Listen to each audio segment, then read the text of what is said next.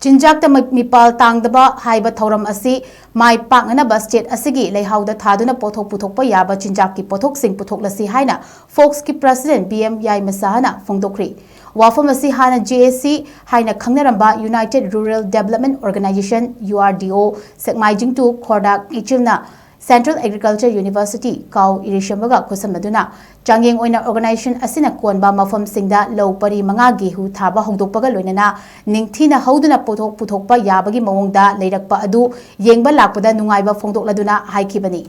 Mahakna Makha Takibada Hana Fau Thaduna Pothok Marang Kaina Puthoklamba Adu Lofam Kaya Isina Tumjan Kibana Low Lofam Hantarakiba Chathok Marang Kaina Puthokpa Ngamlaktaba Kuire Maramasina Thaba Yaba Chinjak Makhal Hekta Thaduna Puthokpa Mathau Tari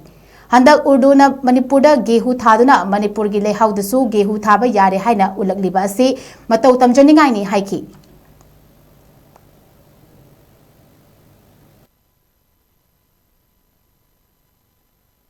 Civil Society Organization FOCS Manipur na koi phabak chaugi mafam asida lakna koi Urdu haiba punba club kun mangana simba aduma thorma ma yawa lakchabani haiba thorma sida koina FOCS ki pandam mama la sanaba koi gi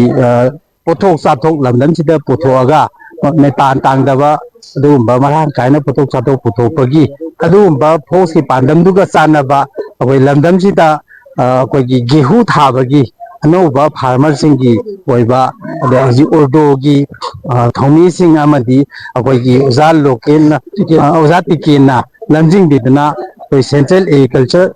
university देगी कोई असिगुंबा गेहूगी variety मखल से कोई सितसे लौरगा नसिदी फबाक चाउगी मफम मसिदा कोई फबाक चाउ हाइबदी Imphal waste की अदुमा फबाक चाउगी मफम मसिदा trial तौबदा my पाकपा अदुमा गेहूगी पोथोक पुथोकनबगी अदुमा my पाकपगी अदुमा low सिंगुबगी ओइबा कनोदा यामना my पाकना संगसिले ngasidi phajana pungphana yuje haure mase akoi lamdamsida leiba farmer singna gehu thabase gehu gi product ase marang kaina puthokpa yarani haibase ai ngasigi he FOCS ki maikei degi lamdamsigi farmer singda akoi ngasing message se pijaningi akoina lamdamsida अतोपा variety दी मैं पुथोगसु गेहूं की पुथोसidi याम कन्ना पुथोक्तबना मरम ओरकांदा हारिबा गेहूं से अखोइगी लैरिबा चिंजाक्ता मिपाल तांगदबगी अदुमा पांदम अमदा हारिबा गेहूं से लंदम सिदा पाक सन्ना थाबदा माइ पाकपा अदुमा अखोइगी फार्मर सिंगी अदुमा सिंपम अमा ओइबा यारे हाइबसे